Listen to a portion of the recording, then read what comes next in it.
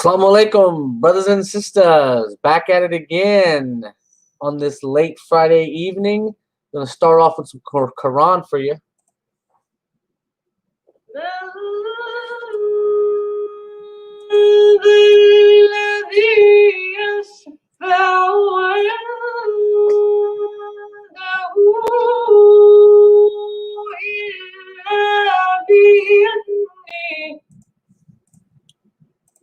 Okay, ladies and gentlemen, back at it again.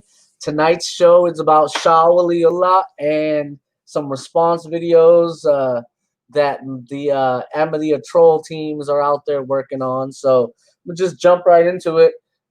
These guys have said that Moeen al-Mahdi TV has made some responses. This older gentleman doesn't have any academic ability. He's never done the homework, the proper homework for any conversation. Bless his heart. We respect him, but he's just not ready. He's never done the work. He's never done any academic work. And the same thing goes for Damon. If you didn't go to college, how do you know how to do academic work? You don't. So there's academic dishonesty in everything you do. And of course, Kiki, we know he didn't go to college. He was busy playing chess all day, right? So, all right, let me see what else I have here. Oh, so the older gentleman made a comment about the birth of Mirza Ghulam Ahmad.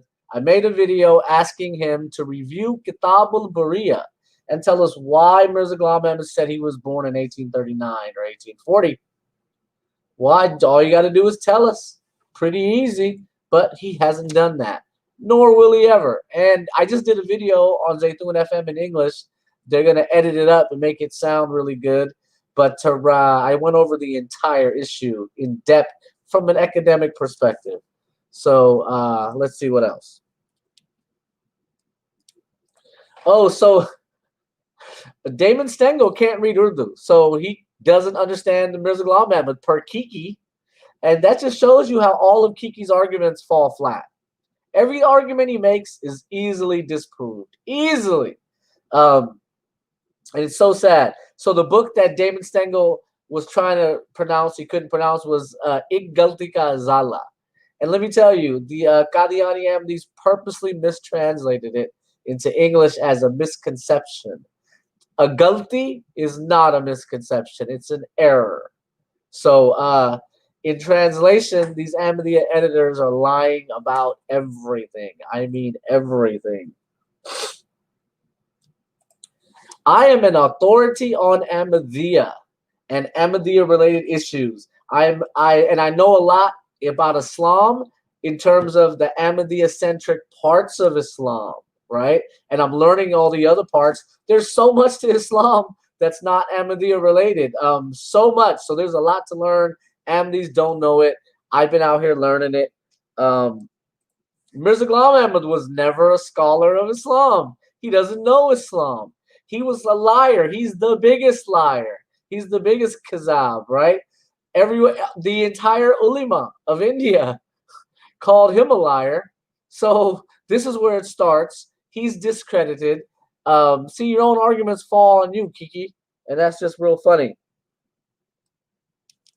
So look, then he starts talking about, oh, this hadith says that Ahmadis accept fabricated hadith. The entire concept of the Mahdi in Ahmadiyya is based on a fabricated hadith. So what are you even talking about? You got to wake up, man. Okay, and hold on. I got some comments. Yeah, I know. I call him Qadiani in my heart, but I'm trying to be politically correct because they cry about that. And alhamdulillah, Allah has blessed me so much already. So let's see what else. Oh, so remember, they also quote the Shia hadith about the eclipses. That's not an authentic hadith. So stop it. Stop with the we follow hadith. We follow this hadith or that hadith. No, you don't. You follow Mirza Ghulam Ahmad's interpretation of Islam, and he's a liar.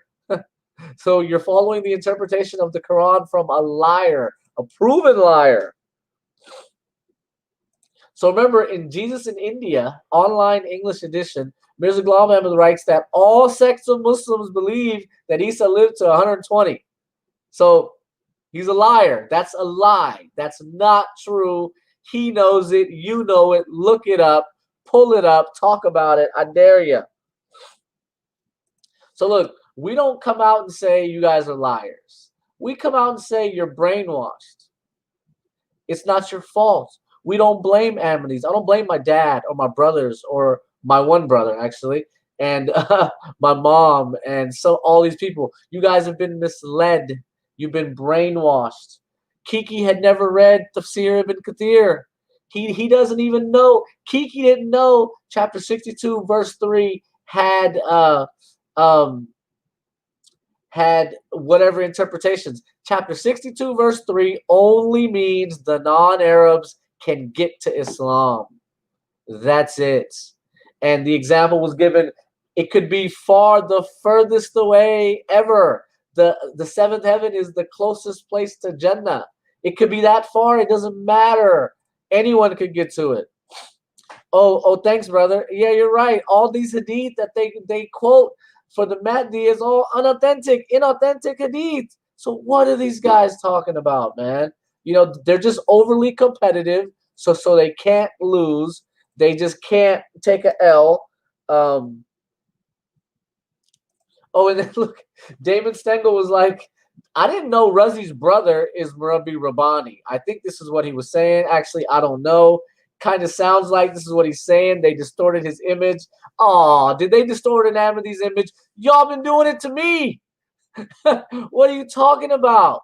You know, Damon Stengel's been trolling me, posting fake pictures of me, edited pictures of me, edited videos about me for like 4 years. This isn't even new. This has been going on for a while. So why do you cry when it happens to you? You see what I'm saying? And then he said, these are paid actors. We're paying people. But Kiki had some guy on his show called Momin. No one even knows who he is. He has no contact information. The Reverend Kirkland, we can't even call him. So what are y'all even talking about, man? Knock it off. Oh, we read the books of Mirza Ghulam Ahmad. Damon, I read everything on alislam.org from 05 all the way to 2012. Hakikatul Wahi and the Brahini Ahmadiyya came later.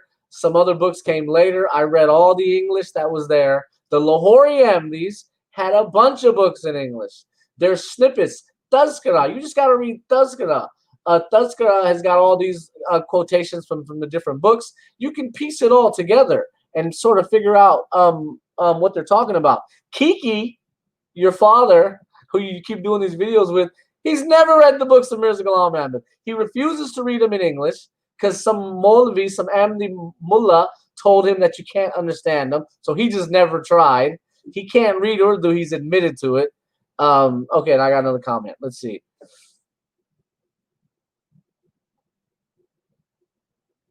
Exactly. Mirza Ghulam Ahmad said, if you believe that Isa is alive in heaven, you're a mushrik. So is Shah Wali-Ullah a mushrik?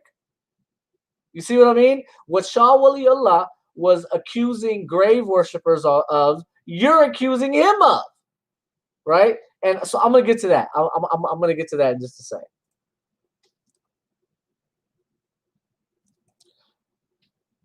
Oh, then look. The Ahmadiyya Answers website in Razi, it's unofficial. It's all unofficial. Nothing on there is legit. Throw it out the window. They've already admitted to it. Oh, my brothers are watching me in Kashmir. I love you, brothers. I love you, brothers. You know, we're just simple Muslims. You know what I mean? Who read and write. That's all we do, brother. Thank you so much. I appreciate the love. You know, I'm an ex-Ahmadi, and these dudes are trying to kill me, man. Believe it. Okay, let's see. Yeah, so Mirza Ghulam Ahmad's age prophecy. The 4 or 5 years more or less, that was after Mirza Ghulam Ahmad died. In Brahimi Ahmadiyya Volume 5, they put that in there. That was never there. So let me just educate you on that, Kiki. Oh, Muhammad, peace be upon him, never wrote his year of birth. That's the issue. Mirza Ghulam Ahmad wrote his year of birth. Look it up, Kiki. In Urdu, it's Kitabul Bariya. Then there's another book in 1901, 1902, Aslam Musaffa or something. Then the Review of Religions, 1906. Like, how many more pieces of evidence do you need, bro? The Oligarch Gazette, 1908. It's just everywhere, man. Right? So if you guys are willing to lie about everything, just to help the Mirza family, that's so sad. Oh, so the issue with Muhammadi Begum, again, I'm going to say this again. She didn't, Mirza Ghulam Ahmad didn't get the rista. So instead of falling back, he stalked her. He's a stalker. He said her husband's going to die and she's going to come to me. I'm going to eventually marry her. So how dare you people compare this with Hazrat Aisha? Oh my God, she's like the mother of the Muslims. Right? You compared that situation with Aisha? See, that's why you don't have freedom of speech in Pakistan. Because you're offensive. You offend people with the things that you say. These little parallels that you make, they're very, very offensive to the population at large.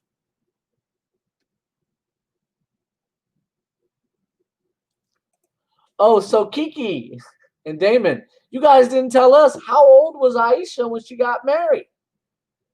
If you go on alislam.org, you guys are claiming she was 19, which contradicts all Ahmadiyya writings going back to Mirza Ghulam Ahmad and his sons, and even Mirza Tahir Ahmad.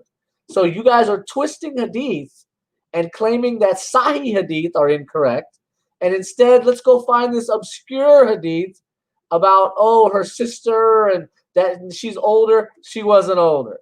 She was 6 at the time of engagement, and she was probably 9 when she moved in. And that was normal in that era. Now it's not. Now you're not doing that. Nobody's doing that. Times have changed. That's our argument. It's been our argument. You just won't listen.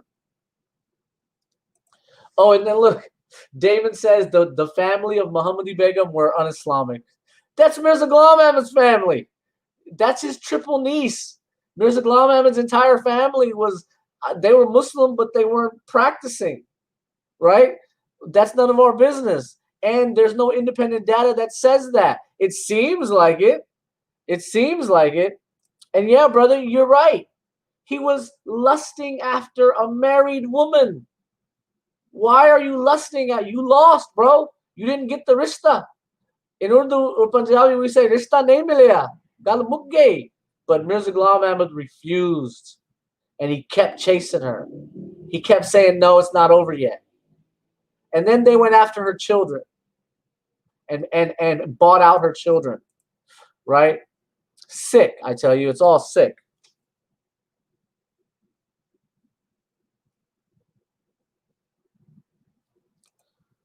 Oh, and then Kiki says he wants to know what religion are we, so he can run a different angle on us. If you're Christian, he'll say this. If you're Jew, he'll say that. If you're Sikh, he's going to say this. If you're Sunni, he'll say this. If you're Deobandi, he'll say this. He can't just be authentic and have a basic conversation with a human being. He can't. He's at an angle. He's a kiss up. He wants to talk to you at this angle or at that angle. I ain't got no angles, bruh. I'll come right at you, sonny.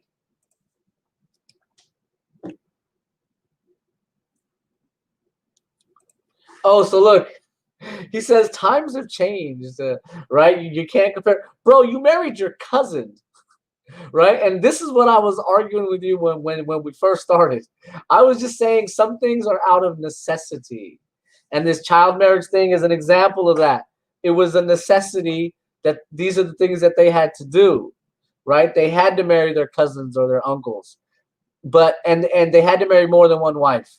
They had to have slavery. These are necessities. Once these were not required anymore, you don't have to do it anymore. You see what I mean? A Muslim doesn't need to marry more than one wife. Just don't. But if it's necessary, If there's other problems in society, the men keep dying off or whatever, or something happens, okay, now you have to do it. Muhammad, peace be upon him, was forced to marry his cousin. And there was no nikah ceremony. They probably, who knows what was going on there. He probably just did that to protect her. He knew her his whole life.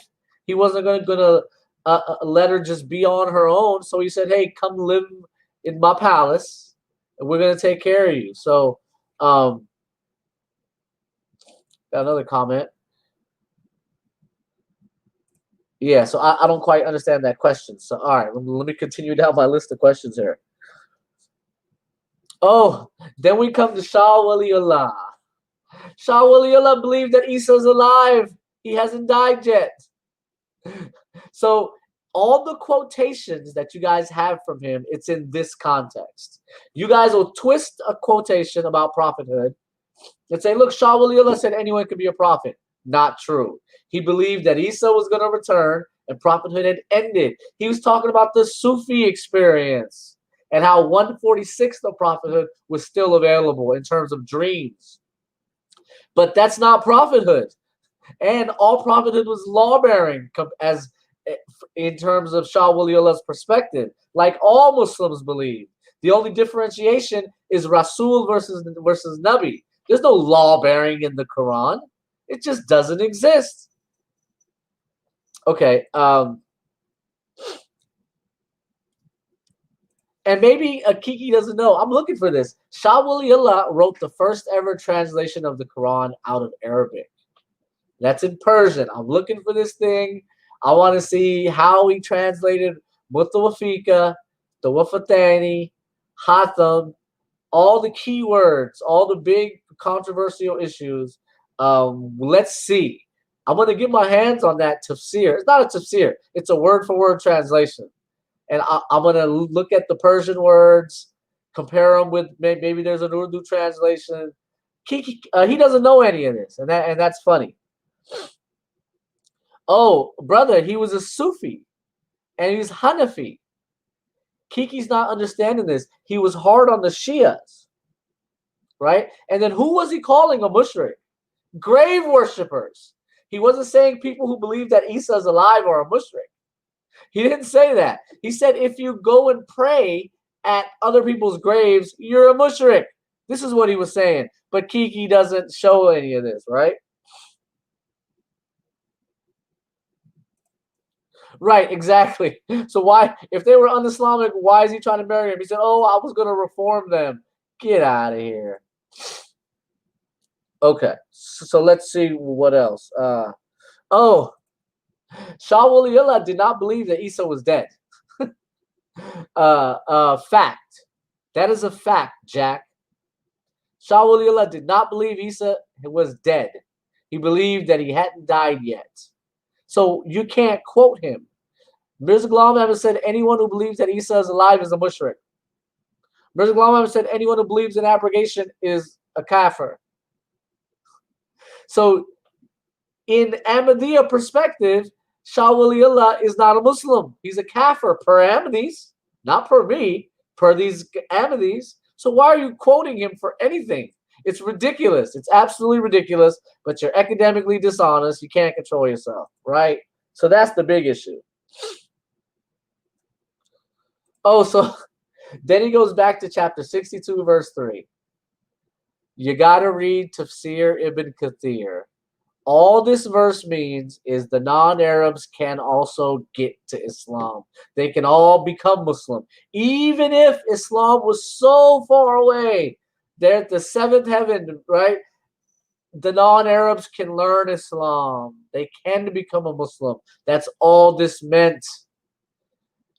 Kiki and Damon don't understand. They're using the interpretation of Mirza Ghulam Ahmad, a liar, a known liar.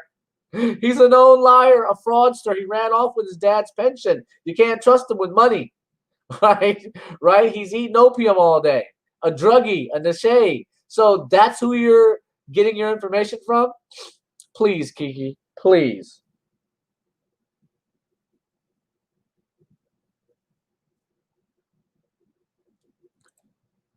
Yeah, and Kiki and Damon don't understand. that we differ with you guys on interpretation of Quran, Hadith, and all the scholars. You guys misinterpret Mirza Ghulam Ahmad. You guys misinterpret the scholars, the Quran, the Hadith, you name it. You guys are misinterpreting everything and anything. You have no limits.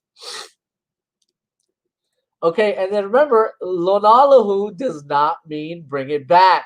It means attain it. Akbar Chaudhry's got the famous video where he explained this. You prove to us that Lonalahu means bring it back, and then we got something, but you can't. Oh, so remember in 1891 in Azallah, Mirza Ghulam Ahmad said in 1857 the Quran left the earth, and he says I'm bringing it back. So that's where all this comes from. The biggest liar. Oh, and then he says, oh, the current state of the Muslims, bruh. Your Khalifa is living on asylum, afraid for his life. He can't go back to a Muslim country. Knock it off. He can't even go to Saudi Arabia. So what have Ahmadis done to change the status of Muslims? Knock it off. The Ottoman Empire didn't dissolve until 1924. So Islam was doing fine. Islam was okay. There wasn't really, like a crisis. Even now, in countries like Brunei, Saudi, Muslims are doing pretty good. In fact, Muslims are better off now than they were before. So your entire premise is incorrect. And he's always quoting this, man. It's really strange that he just keeps going over this over and over again. And I'll tell you why. It's because the Ahmadi Maulvis they've been feeding this to him for over 40 years, saying, oh, look how bad Muslims are. We're going to help. What did Ahmadis do? Ahmadis are on the run. Look at Qadian. What about Qadian, bro? Y'all had to leave for your life. The Khalifa left. A rumor has it he wore a burqa.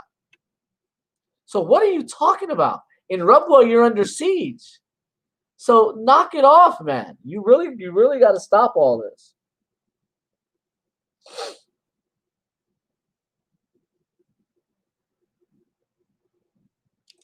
So Shah Wali-Ullah was talking about Muslims who live outside of an Islamic empire. He was like, that doesn't make any sense. If you're a Muslim and you live outside of an Islamic empire, that doesn't make any sense. So these are the folks he's talking about.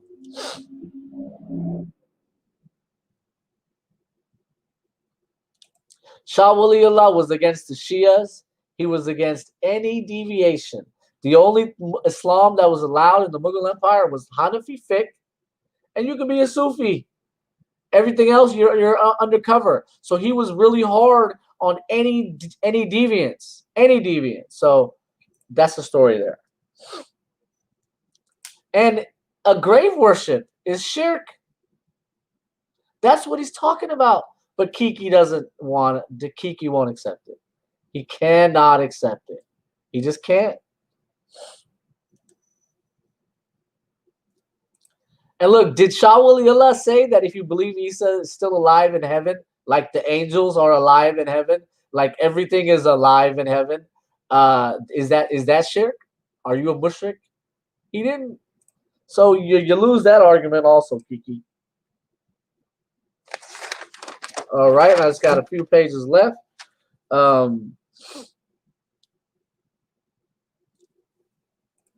Yeah, so in Islam, the eventual victory, there's going to be an Islamic government, and then Isa will descend into an area that has an Islamic government, and they're two separate people. They're not the same people. The Mahdi is already a Muslim on earth, and Isa is coming from Jannah at light speed times a million.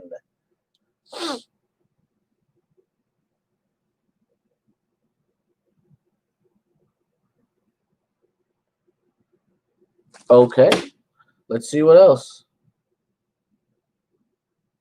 Oh, so then he quotes Fawz al-Kabir. I don't think that's Fawz al-Kabir. I think that's Hadat al-Kathir. and it's an English translation. He quotes page 185, where he says the example of Christians. On the next page, Shah Wali-Ullah is saying that Isa is still alive.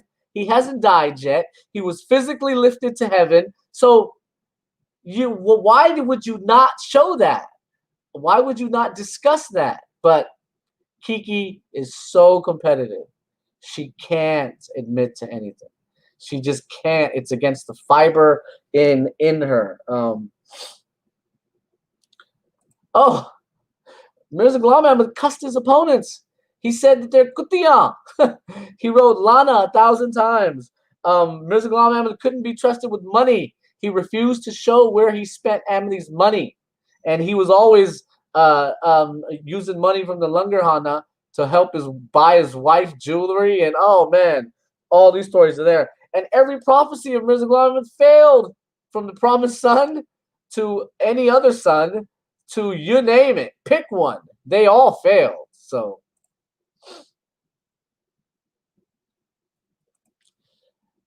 then he talks about reforming Islam. Ahmadis are declared non-Muslim across the world. It's a big thing. How could you people reform Islam? What did you guys do? Nothing. You've done nothing for Islam in 125 years. Nothing. Just kissing up a corporate social responsibility. That's all you guys are doing. That CSR. And then they go back to Dr. Israr Ahmed. Dr. Israr Ahmed was mistaken. Bless his heart. Someone must have told him that Mirza Ghulam Ahmed was a famous debater with Christians. He had one debate with a Christian, and that was a written debate, and he lost it. And the Ahmadi there was an Ahmadi there that converted to Christianity. So Dr. Israr Ahmed was mistaken. People before me have made mistakes. I'm here to correct them, and Kiki don't like that. And I got like a page left. Oh, so then they talk about MGA's claim to be Mujaddid. MGA didn't claim to be the Mujaddid until after his claim of being the Messiah.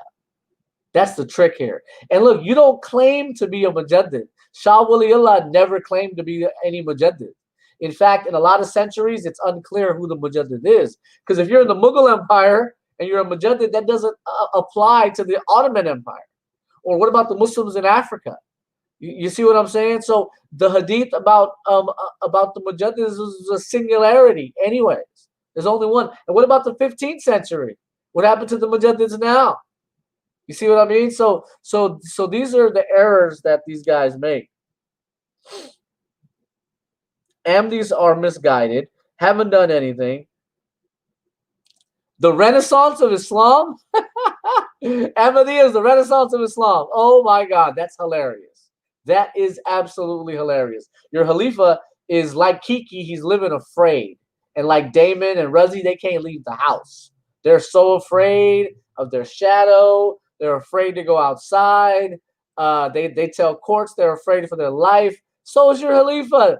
In reality, he's in London on asylum because he said he's afraid for his life in Pakistan.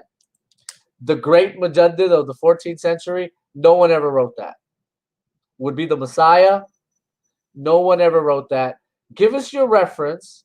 We'll double check it. We'll double check your translation, and you'll be disproven. I dare you. Oh, then he goes back to saying the word hatam, not anything before or after. The word hatam in the Quran, it appears 7 or 8 times. I wrote an essay about it. It means a permanent seal every time. He keeps saying it's different in chapter 2:7, hatam Allahu ala qulubihim, different from hatam an-nabiyyin. Mirza Ghulam Ahmad never said that. That's not written anywhere in any book that I've ever seen. Show us where you got this from.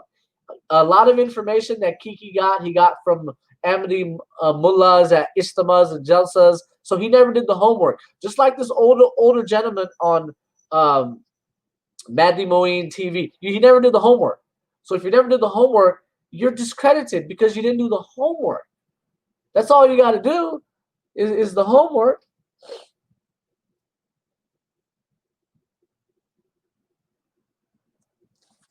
All right. Ladies and gentlemen, that being said, I'm going to take you out with some Quran, and we're out of here. Peace out. Assalamu alaikum.